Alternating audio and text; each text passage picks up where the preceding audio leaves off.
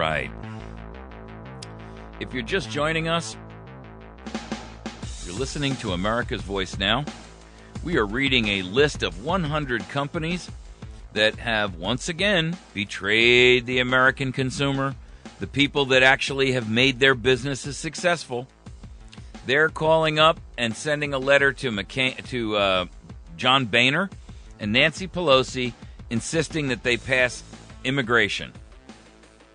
Well, I'm okay with immigration, but not until the borders are verifiably sealed and every illegal has registered. Then and only then can we have a discussion about what to do with who's here. But until the border is sealed, there's nothing to talk about. So we're going to continue to read their names and expose these treasonous companies who have sold you out, couldn't care less about you. All they want to know is how much money can I get out of this sucker? How much more blood can I get out of that stone? HCA Company, DTE Energy, U.S. Steel, Eastman Chemical, Manpower Group, Newell Rubbermaid, Mortgage Guarantee Insurance Corporation. That's a federal government agency. You got to be flipping kidding me. Fifth Third Bank. What kind of a name is that? Pitney Bowes Incorporated. Cargill Incorporated, another agri-tyrant. Express Scripts Incorporated. Assurant, another insurance monster. Cardinal Health. Hyatt Hotels Corporation. And boy, don't they stand to gain a lot of money when all those people are on Obamacare, the 16 million illegals who are here, whose real number is actually closer to about 35 or 40 million. And they stand to make a ton of money when these people are all put on the health care rolls. Hyatt Hotels Corporation. Aleris International. That's Aleris International. Wendy's Restaurants. XL Global Services. Cisco Systems. Texas Instruments. Western Union. Wesco International. And ATK. This document was signed. It's an 8-page document. It took 8 pages, or actually 7 pages, to put all the signatures of all these traitors out there. And I've posted it up on our Facebook page. I've put it up on our website. I've put it up, where you can get a hold of it. Take a look at it, print it out.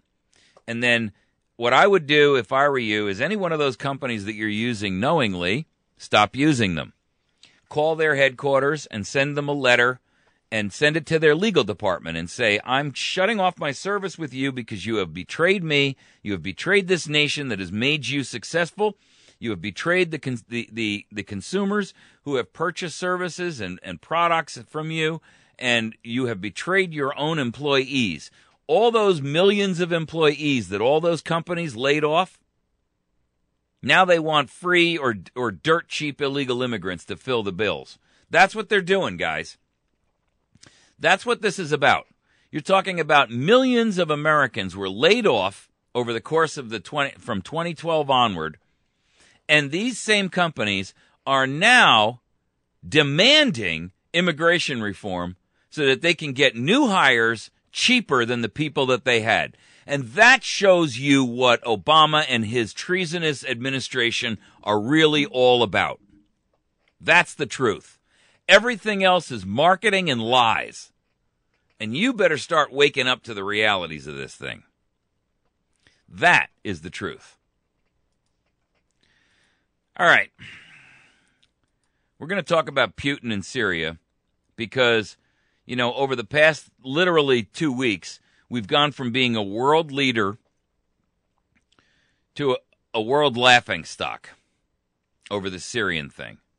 And literally in a week, John Lurch Kerry, Frankenstein and Lurch combined in one body, made an off-the-hand remark during a press conference about the fact that if Syria turns its weapons over within a week, we'll back off. And Russia wisely saw that and said, boom, okay, we'll get Syria to agree to that. And now Russia's gone in here and saved Obama's bacon, saved face for him. And yet, at the same point in time, he has incredibly damaged the American reputation, the concept of the rules of law, and I have to tell you, now he's dictating the rules. And that tells me that Putin is no friend of the United States of America. He may have saved this president. He may have saved him an embarrassment. But the truth of the matter is, this won't end well for us. Obama shot his mouth off like a parakeet writing a big check. And then when the alligator came up and said, okay, I'm here to cash it, the little chicken liver punk couldn't figure out what to do next. So he punted it to Congress like the little girl he is, because he didn't have the courage to say, I'm going to do or I'm going to back down from my statements. He's so interested in not losing face, he was willing to take us to war over it. Really? Now we've got Putin dictating the rules to us. And this idiot, John Lurch Frankenstein Kerry, is on his way over right now to Russia to negotiate a deal. You've got to be kidding me. I wouldn't let John Kerry negotiate a roll of toilet paper for me. Here's the story. Recent events, this is in the New York Times. It's all up on our Facebook and YouTube and website. Recent events surrounding Syria prompted me to speak directly to the American people and their political leaders. This is a letter from Putin directly to America. It is important to do so at a time of insufficient communication between our societies. Relations between us have passed through different stages. We stood against each other during the Cold War, but we were also allies once and defeated the Nazis together. The Universal International Organization, the United Nations, was then established to prevent such devastation from ever happening again. That's a lie. The United Nations founders understood that decisions affecting war and peace should happen only by consensus, and with America's consent, the veto by Security Council permanent members was enshrined in the United Nations Charter. The profound wisdom of this has underpinned the stability of international relations for decades. I don't find any profound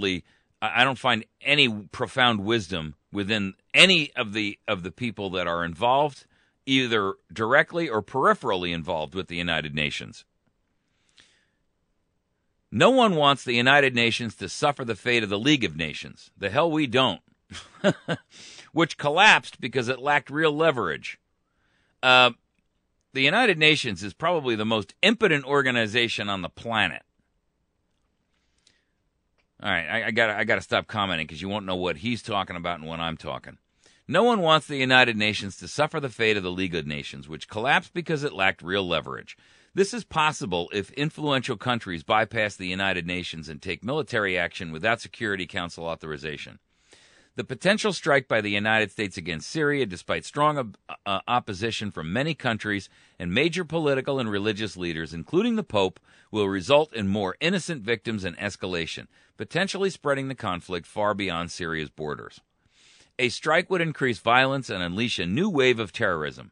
It could undermine multilateral efforts to resolve the Iranian nuclear problem and the Israeli-Palestinian conflict and further destabilize the Middle East and North Africa. It could throw the entire system of international law and order out of balance. Syria is not witnessing a battle for democracy, but an armed conflict between government and opposition in a multi-religious country. He's got that right. There are few champions of democracy in Syria, but there are more than enough al-Qaeda fighters and extremists of all stripes battling the government. The United States State Department has designated al-Nusra Front and the Islamic State of Iraq and the Levant fighting with the opposition as terrorist organizations.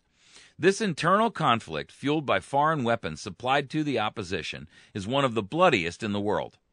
Mercenaries from Arab countries fighting there and hundreds of militants from Western countries and even Russia are an issue of our deep concern. Might they not return to our countries with experience acquired in Syria? After all, after fighting in Libya, extremists moved on to Mali. This threatens us all. From the outset, Russia has advocated peaceful dialogue, enabling Syrians to develop a compromise plan for their own future. We are not protecting the Syrian government, but international law. We need to use the United Nations Security Council and believe that preserving law and order in today's complex and turbulent world is one of the few ways to keep international relations from sliding into chaos. The law is still the law, and we must follow it whether we like it or not. Under current international law, force is permitted only in self-defense or by the decision of the Security Council. Anything else is unacceptable under the United Nations Charter and would constitute an act of aggression. For the record, I'm reading the letter from Vladimir Putin to America. It's an open letter that was published by the New York Times and many other media outlets. And the reason we're reading this is because we want to make sure that everyone understands what's going on here and how Russia is viewing this Syrian debacle. Okay. Back to the letter. No one doubts that poison gas was used in Syria, but there is every reason to believe it was used not by the Syrian army, but by opposition forces to provoke intervention by powerful foreign patrons who would be siding with the fundamentalists. Reports that militants were preparing another attack, this time against Israel, cannot be ignored. I don't think Putin really gives a hoot about Israel one way or the other. But frankly, I'm tired of us being wagged by, I'm tired of the entire dog of the planet being wagged by Israel. It is alarming that military intervention in internal conflicts in foreign countries has become commonplace for the United States. Is it in America's long-term interest? I doubt it. Millions around the world increasingly see America not as a model of democracy, but as relying solely on brute force, cobbling coalitions together under the slogan, "You're either with us or against us." But force has proved ineffective and pointless. Afghanistan is reeling, and no one can say what will happen after international forces withdraw. Libya is divided into tribes and clans. In Iraq, the civil war continues, with dozens killed each day. In the United States, many draw an analogy between Iraq and Syria and ask why their government would want to repeat recent mistakes. No matter how targeted the strikes or how sophisticated the weapons, civilian casualties are inevitable, including the elderly and children whom the strikes are meant to protect. The world reacts by asking, if you cannot count on international law, then you must find other ways to ensure your security. Thus, a growing number of countries seek to acquire weapons of mass destruction. This is logical. If you have the bomb, no one will touch you. We are left with talk of the need to strengthen non-proliferation, when in reality, this is being eroded. We must stop using the language of force and return to the path of civilized diplomatic and political settlement. A new opportunity to avoid military action has emerged in the past few days. The United States, Russia, and all members of the international community must take advantage of the Syrian government's willingness to place its chemical weapons arsenal under international control for subsequent destruction. Judging by the statements of President Obama, the United States sees this as an alternative to military action. I welcome the President's interest in continuing the dialogue with Russia on Syria. We must work together to keep this hope alive, as we agreed to in the Group of 8 meeting in Northern Ireland in June, and steer the discussion back toward negotiations.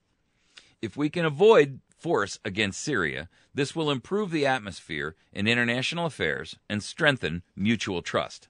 It will in our shared success, it will be our shared success and open the door to cooperation on other critical issues. My working and personal relationship with President Obama is marked by growing trust. Really? I appreciate this. I carefully studied his address to the nation on Tuesday, and I would rather disagree with the case he made on American exceptionalism, stating that the United States policy is, what makes America different is what makes us exceptional, end quote. It is extremely dangerous to encourage people to see themselves as exceptional, whatever the motivation. There are big countries and small countries, rich and poor, those with long democratic traditions and those still finding their way to democracy. Their policies differ, too. We are all different, but when we ask for the Lord's blessing, we must not forget that God created us equal. Vladimir V. Putin, President of Russia. All right. So here we've got our president so inept, so impotent, such a darn fool, that we've got Vladimir Putin giving us the State of the State address about the issue of Syria, and how he is going to save our country's bacon. Folks, what part of impeach this piece of garbage don't you get? I ain't talking about Putin. I'm talking about Obama. Get him out before he completely disintegrates the United States of America and turns us into a sticks and stones, third world, fire-starting country. What are you waiting for?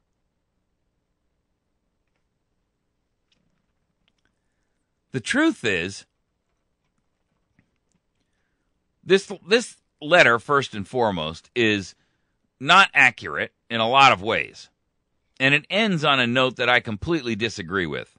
The United States is exceptional. And we are exceptional because we have something no one else in the world, including Russia, have. In fact, Putin's number one icon is Joseph Stalin. So trust me when I tell you that Mr. Putin doesn't have anything in store for the United States that you would consider a good thing. Secondarily, if you don't know it in history, you should. And, of course, history has been rewritten by the sycophantic progressive liberal ilk, so you may not know about it.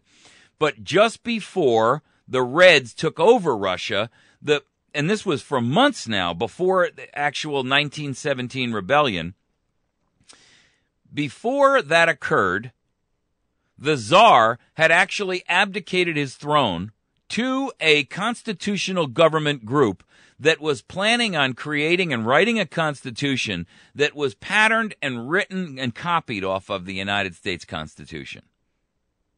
But a whole bunch of wealthy people here in the United States made sure that didn't happen. Did you even know that? Go do your history and find out what really happened. Because what really happened is that the Tsar had already abdicated and turned the country over to a constitutional coalition similar to what we were doing here in 1776. And their intent was to utilize our Constitution as a framework for a new Russian Constitution. But the communists instead, funded by the United States, including such luminaries as the Ford Foundation and the Ford Group, yes, that Ford, and the Council on Foreign Relations and that whole group, and the current administration, they all got together and they funded the Reds to go in there and kill, murder all of the actual people who were involved in this constitutional launch. And then they turned it into the dynamic purge that we now know as the Soviet Union that ran for, 80, 90 years, killed millions upon tens of hundreds of millions of its own people. If you're not aware of it, by the way, Stalin alone is known to have killed over 50 million Russians. And not just Russians, but in the satellite countries he took over, he starved them to death. 50 million. So let me tell you something. When Mr. Vlad Putin has something to say to America, if you take it and you bite down on it, hook, line, and sinker, you're the fool. What we need in this country is not Mr. Putin telling us that we're not an exceptional example of liberty and freedom. What we need to do is march upon Washington in a massive, peaceful civil protest. Grab every politician, every executive agency, every treasonous betrayal of the court systems, the Constitution in general, and throw them all out. Then with a plan of action, go and take this country back, put us on a constitutional footing again, and demand that this never happen again. Repeal literally millions of laws and start this nation back under the original intent of our founders. No more nonsense, no more gamesmanship, no more allies, no more affiliations with anybody. If you're not attacking us, you just stay out of our way. That's it. But if you come here and you attack us, we're going to attack back with unrelenting force. Our borders get sealed. The immigration problem is resolved. Anyone who's unwilling to register during a window of registration, 6 months, 12 months, whatever it's ultimately decided, then they got to go. That's it. If you refuse to register, then you have to leave. You're going to kick grandmas out. I don't care. If they refuse to register, then they got to go. If you want an immigration law, then they have to come forward out of the shadows and register. That's it. If you don't like that, get out. This is our country, not yours. You are a visitor here, and you are a visitor here unwanted, unwarranted, and unasked. You are an interloper and a lawbreaker. And when our borders are sealed, and when I do mean sealed, I mean verifiably sealed, so that they are independently verifiably sealed, not by Janet Napolitano or the DHS or anybody else. I want true verification by somebody other than somebody who's got an axe to grind for their own benefit in government, because we can't trust a word they say. They are liars, thieves, cutthroats, and carpetbaggers. Every one of them, every agency, every employee, every elected official, every non-elected official, all of it. And we've got Putin sitting here telling us that we have no right to say that we are an exceptional nation. Let me tell you something. We are an exceptional nation. We have an exceptional concept of liberty and freedom in this country that not one other single country has ever had. Yes, we have an imperialistic dynasty that's been allowed to run rampant for 100 years. But that doesn't mean there's something wrong with America. That just means there's something wrong with the government that runs it. That, ladies and gentlemen, is the truth. And there is something desperately wrong with the nation because of the way it's being run. It's up to us to run them out, tarred and feathered. And you know what? If you ain't for us, you are against us.